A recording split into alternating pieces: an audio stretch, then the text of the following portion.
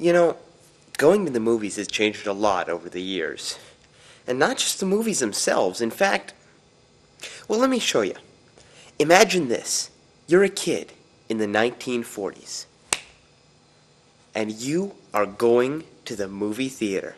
Maybe you're there to see It Happened Tomorrow, or Laura. It probably doesn't matter that much to you, actually, because going to see the movie is only a small part of what you're here for. As the lights dim, you are treated to a series of advertisements for upcoming motion pictures. In that sense, very little has changed in 60 years. But that's not all you get.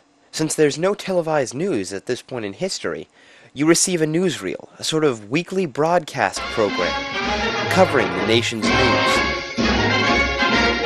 High in the Cascade Mountains of Washington, the Navy opens the world's largest radio transmitter. Its 1 million watts can flash a message around the world in a tenth of a second. As a naval transport bearing 407 Korean prisoners of war docks at San Francisco amid scenes of emotion. A medical dream comes true under the drive of industrialist Henry Kaiser, who holds the plans of the ultra-modern hospital designed by Dr. Sidney Garfield, director of the Kaiser Foundation. From the admissions office on, everything is streamlined and expedited. The patient's record reaches the doctor before he does.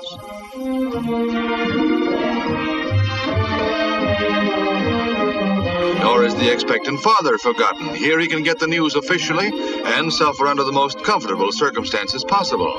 And for mother, well, she has only to call for her baby, and baby comes sliding through a wall in a draw-like bassinet for a little visit with the new mother.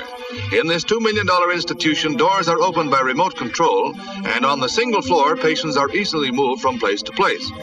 Dream grounds for a dream hospital. Then, you'll get a cartoon.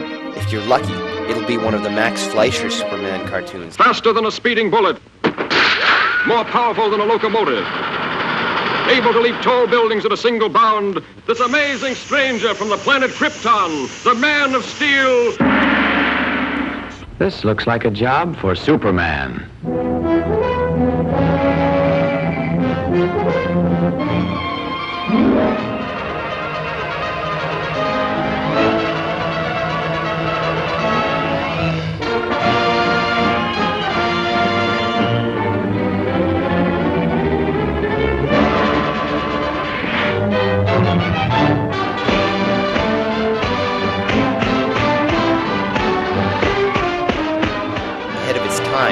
Even here in the 1940s, in color.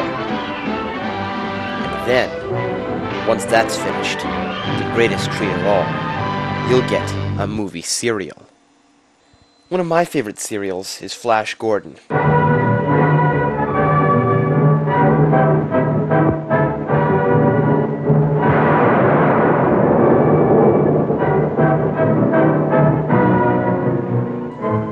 Flash is an intergalactic hero extraordinaire trying to stop the likes of the evil Ming of Mongol, a tyrant of the galaxy.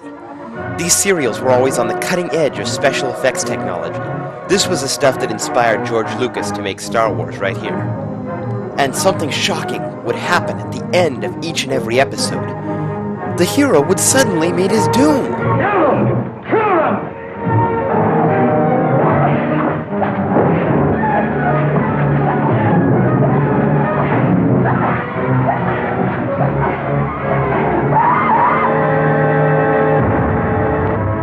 Then, if you were fortunate enough to come back next week at the beginning of another movie, after the opening credits, and a brief recap, you'd find out just how it is that the hero managed to survive his imminent peril.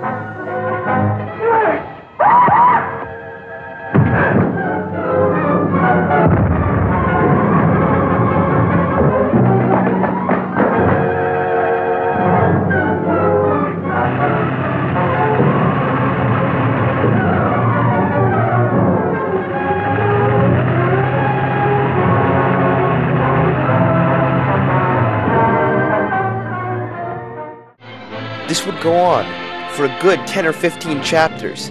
You would have to show up each and every week if you wanted to find out how the hero got out of his most recent peril. But the serials didn't die out in the 1940s.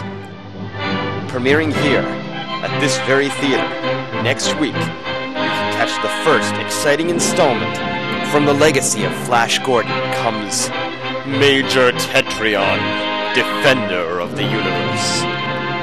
Coming soon.